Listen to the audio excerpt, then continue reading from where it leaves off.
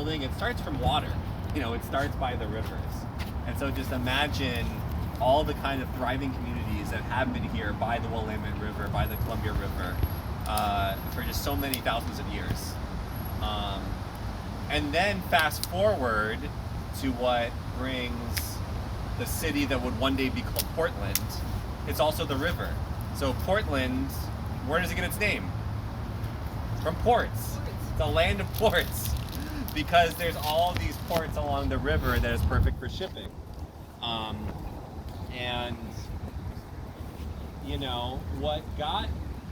think there's so much history of Portland and Oregon that is so relevant to national, U.S. history and world history that we don't think about, and that's part of what we're going to talk about with the Battleship here. But even one just little thing that's a really interesting tidbit, also about the rivers and about shipping. What led to the initial settler expansion across the western United States? It was the fur trade. The fur trade was one of the biggest profit-making industries. Actually, some of the first corporations in the mainland North America were fur companies. So an interesting little piece of history about that connects us here on the West Coast to another city on the East Coast. Who here's been to Astoria, Oregon? Yeah. Who knows why it's called that? You know where the name Astoria comes from? Did you raise your hand? Well, I do, because you told me earlier. I won't make that the secret. John Jacob Astor. John Jacob Astor, one of the richest men in the U.S. up before the 20th century, owned the American Fur Company and became one of the first ever monopoly corporations in North American history. Traveling across the western North America, coming by the river here, and eventually setting up a trading post right by the Pacific Ocean and naming it after himself, Astoria, for John Jacob Astor. So some of those first land grabs of those indigenous nations we named at the beginning were done because of this monopoly corporation trying to make profit off of selling furs. Now, who here's heard of Astoria, New York? Anyone? I think it's in Queens. Who knows why it's called Astoria? He went there. He didn't go there. He stayed here, but he bought that. So after John Jacob Astor went across the U.S., set up the town Astoria, named it after himself, what do you do with all those profits? He bought land, real estate speculation in New York, one of the fastest growing population centers in the U.S. at the time. And he bought out apartments and he skyrocketed the rent. People could not afford to live. He was one of the first original slumlords of New York City. So he's pretty much started the legacy that Donald Trump carries on today. Also, one of the first rent strikes in history, one of the first tenant organizing was in Astoria, New York, against this asshole guy who lived out here in Oregon, but was exploiting them for high rents back home. So those connections are really interesting. And I think of that looking at the river and what the river has brought. It's brought life, but it's also brought so much exploitation, like in the case of John Jacob Astor. And that brings us to this monument here. So the first aspects of US-led war ever were wars against indigenous people, wars of conquest that spread west. What happens when they got as far west and they reached the Pacific right here? They kept going. So in a lot of ways, the dawn of overseas US imperialism starts here. And it starts in 1898 more than any other. Well, actually, no, it starts a lot, they conquered Hawaii before that. So it actually starts long before 1898. But this memorial here is to a ship that's called the USS Oregon. You can read about it on this plaque right here. They'll tell you how they built this ship.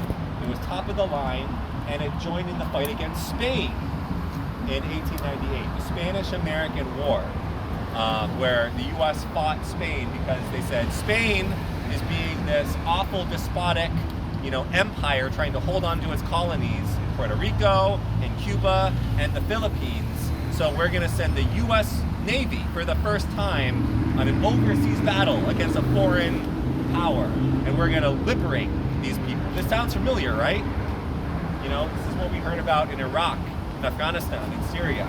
This first time that language was ever used was on the ship that this mass was a part of, that it sailed to the Philippines and to the Caribbean.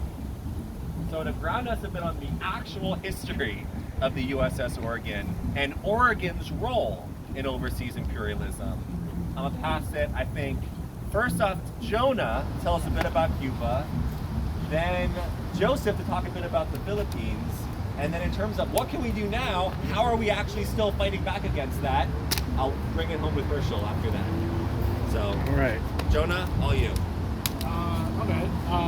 So I think we're going to start is Y'all here. is 1805, which is when Thomas Jefferson first tried to acquire Cuba. He sent secret agents into Cuba to negotiate with the governor there. And then sort of around, I believe 1820 or 1830, John Adams, one of the presidents of the United States,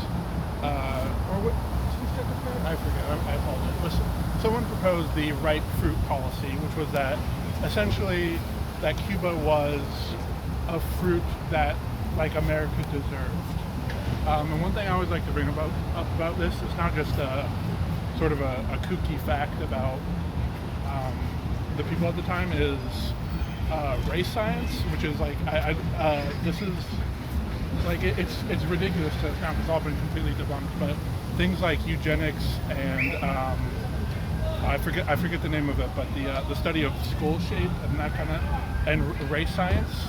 This is what they really thought this was like cutting edge science at the time, and it really informed their ideology, because they thought if you're not white, then you are a lesser person who needs to be governed by the white man.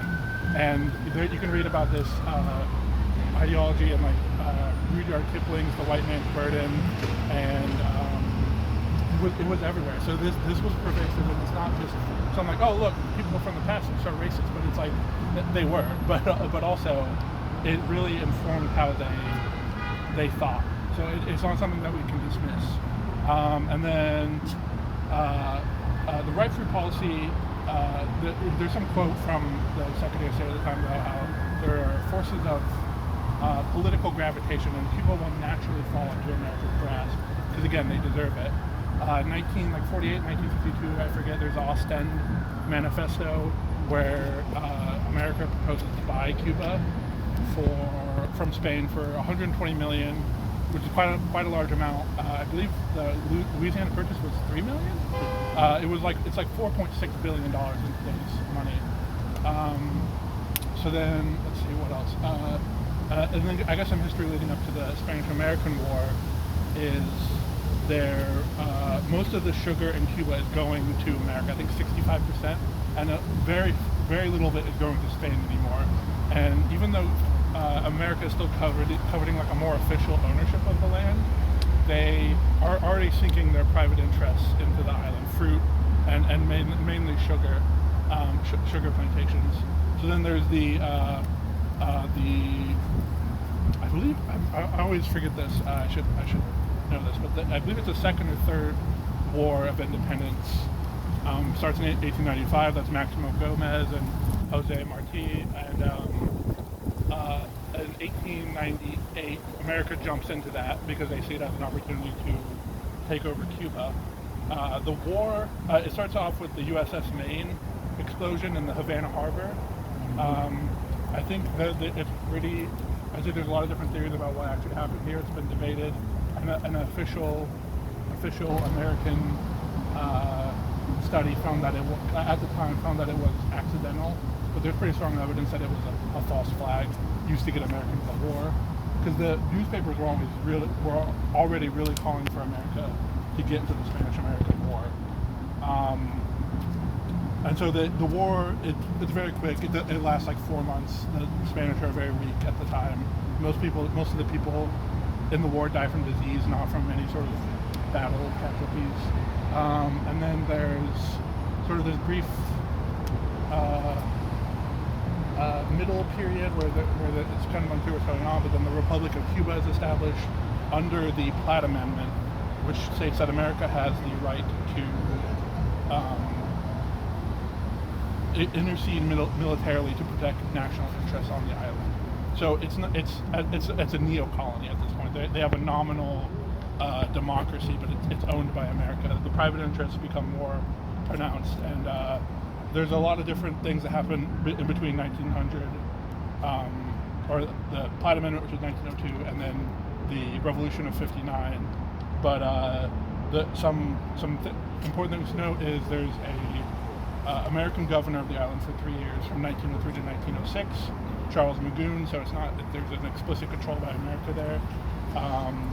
1912, there's an uprising of Afro-Cubans, the Party of Independent People of Color, I believe. I'm mixing that up, but that's a rebellion that's put down pretty quickly, and the party's disbanded. The working conditions for all people, but especially the Afro-Cuban people, were quite poor at the time. And then in between sort of this period and then the famous period with Fulgencio Batista and Fidel Castro, there's uprisings, there's political unrest, there's coup attempts, and pretty regularly the Marines are being sent in by America to specifically patrol around sugar plantations and protect America's private interests there. So the revolution itself, I assume most people kind of know what that is. I won't go too deep into it, but one thing I think is interesting about the revolution is that it's a pretty good example of the Maoist idea of mass line, where the guerrilla group that was fighting the war went out, and a lot of their policies were based on what people were telling them were the problems. Their problems with the land, the problems with jobs, and the reforms that they implemented after the revolution were based on that and not on a quest for personal power, I believe. So the revolution succeeds. Eventually, Fulgencio Batista is he escapes, which means that he was the corrupt leader of Cuba. One quick thing about Batista and that whole thing is there's really strong ties with Batista and the mob. The famous mobsters, Santo Traficante, I'm forgetting the other ones, but that's a big one, were heavily involved in Havana and the casino scene. There was sex trafficking. Apparently, Traficante caught John F. Kennedy with prostitutes. It was really a horrible. There was a human trafficking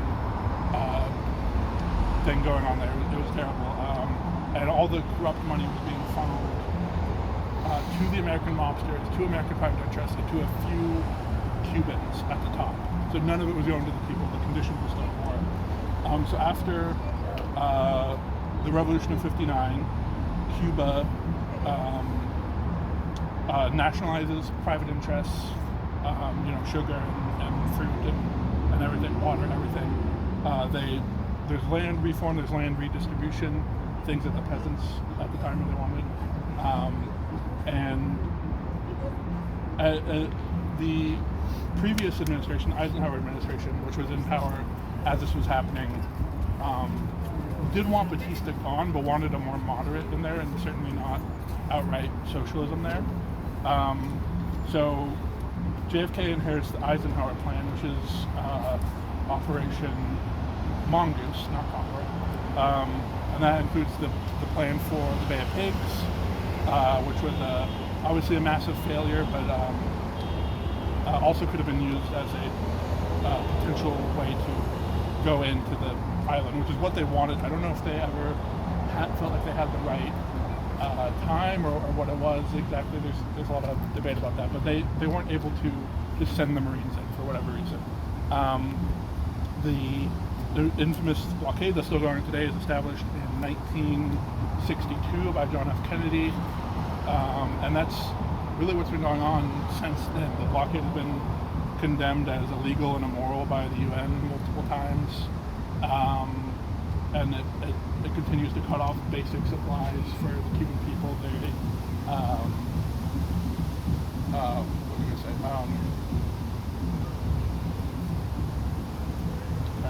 Supplies for the Cuban people. You can be punished for trying to trade with Cuba, and it's a very punitive system meant to steer them back into capitalism, to remove their current political system.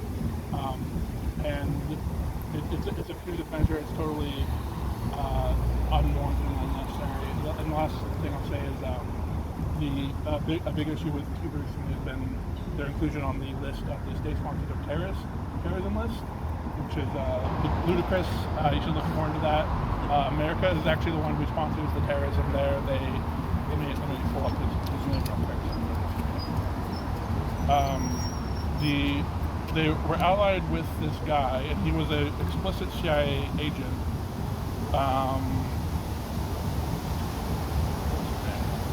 Luis Posada Carreras, who is called the Osama bin Laden of the West.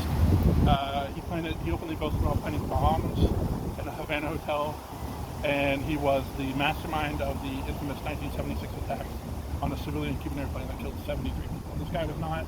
He was an explicit CIA asset. They also funded Omega 7, Coronado F4, Cuban American National Foundation, Independent and Democratic Cuba, and Brothers to the Rescue, terrorist groups operating out of Miami who have terrorized the island on and off since the revolution. There's also been tons of psyops. They set up a listing post in Miami. They broadcasted propaganda into Cuba. There was Operation Peter Pan, where they used the propaganda to steal 14,000 Cuban children.